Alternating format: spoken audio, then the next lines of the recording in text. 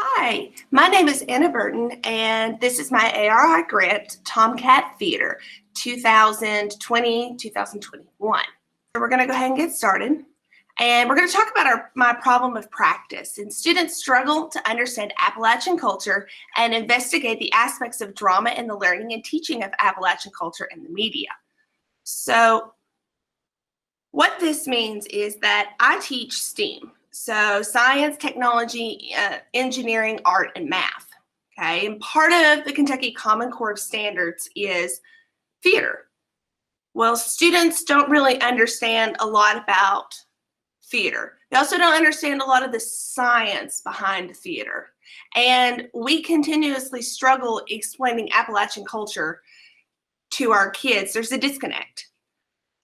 They understand that they're from the Appalachian region, but they don't really have true self-interest in it until we start explaining certain things about our culture and about how folk stories, for example, or folk tales or storytelling is almost a lost art in this area.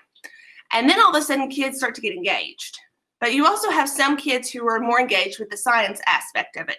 How does the science of the sound work in the sound system? How do you control a sound booth? How do you control a lighting booth? How do you change the lighting to create mood or to create feeling?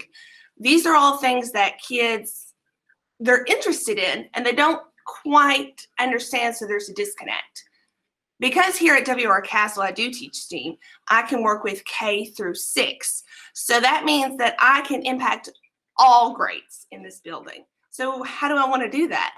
Well, I want to create a virtual platform using YouTube, an iPad, and some technology for our stage that we happen to have here, and get all of the students in the building involved. So I'm looking at engagement for both kindergarten and 6th grade. The idea that I have is to have 5th and 6th grade create videos for K through 6 to watch on their own YouTube channel. So the whole idea is to have kids shooting a video, editing a video, making sure the content works for what their topic is, their assignment is. And then from there, I will go in and edit it, obviously, to make sure that everything kind of is as smooth as possible and it looks really good. Some of the issues that we're having is how do we make Appalachian culture accessible to students in the modern world? This involves folklore and folk tales. We have a local person here, Jenny Wiley, who we have a state park named after, and she is mentioned about 4th grade. She's mentioned a little bit in passing. We kind of more focus in on Johnny Appleseed because we have the Apple Festival local. So kids know who John Chapman is, but they don't really have a connection with John Chapman. Whereas Jenny Wiley actually still has relatives that live in this area. So kids actually can have a connection with her family. So they can actually meet people and talk to people. Not only that, we have a gravesite locally. That gravesite used to be a field trip that we would take every year. We don't take it anymore because we go to the Capitol in 4th grade, but it used to be something that we would go do, and then we would make butter and we would talk about all of these things. Well, kids could create a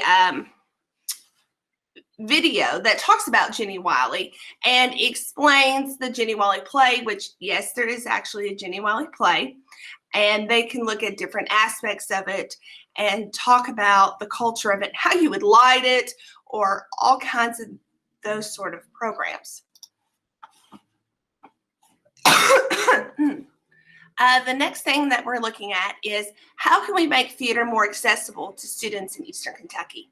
Well, students in Eastern Kentucky don't really know what the theater is. They sometimes get to see traveling performers, but they don't get to really experience how theater works. Now, we do have a 6th grade group that does put on a play usually every year, and it's run by the kids, and it's really kind of wonderful and neat to see. So I'm hoping to include some aspects of that into videos on YouTube about all of the stuff that they're doing.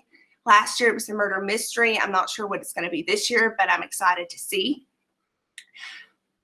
Can we utilize community through the use of family folktales to see if others in our area have similar stories? Certainly, definitely.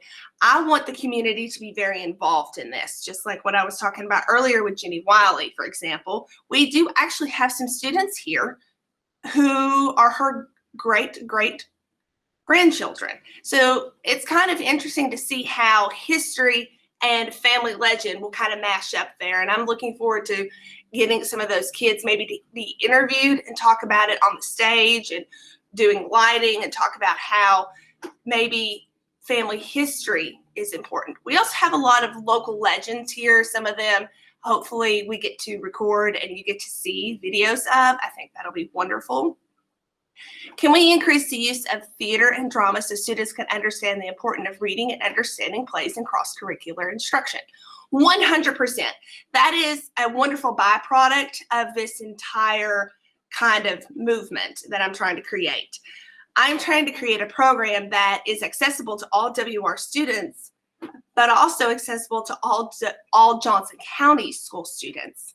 So we can look at a play and we can teach you and show you the steps at which you would go through, how to cast a play, how to practice your lines, how to create mooding and setting based on lighting, how to use the technology, the science behind the sound, how to make sure that it echoes properly, how to make sure there are no issues with the system. I intend to utilize both in-person and virtual access to the theater program. So if we go on a quarantine or if COVID-19 shuts down the school, I'm still going to meet with students, usually probably through Google Meet or through Zoom, most likely Google Meet, and we'll discuss things. Students will create Flipgrids on things that they've learned about the technology and how they can utilize it. I want students from various grade levels to be able to walk other students through the process of stage production with the end result being a performance. So hopefully we'll be back in. Right now we're currently in, which is wonderful because I get to see the students. And from there, we're going to create a program that allows kids to work together and to be able to see how things work and how things move. And we're going to create a virtual show. So that means we're going to create a virtual performance. That could be small segments. That could be a large segment. All of these are going to be uploaded to YouTube. Now, how I'm going to collect data? Well, I'm going to use Google Forms because I'm clearly going to ask students what they know about technology, what they're interested in learning about that technology of theater. And that's going to be 3 through 6. Then I'm going to have students explain to me what Appalachian culture is. So I'm probably going to shoot that as well because I think that would be a lot of fun to see. And I want to make sure that all of this is virtually accessible to students from all grade levels in Johnson County. So that technically means that high school students could watch these videos, middle school students could watch these videos. I'm hoping that we hit a broad range of students and a broad range of teachers and educators. I think that this program could be a really good program for our community.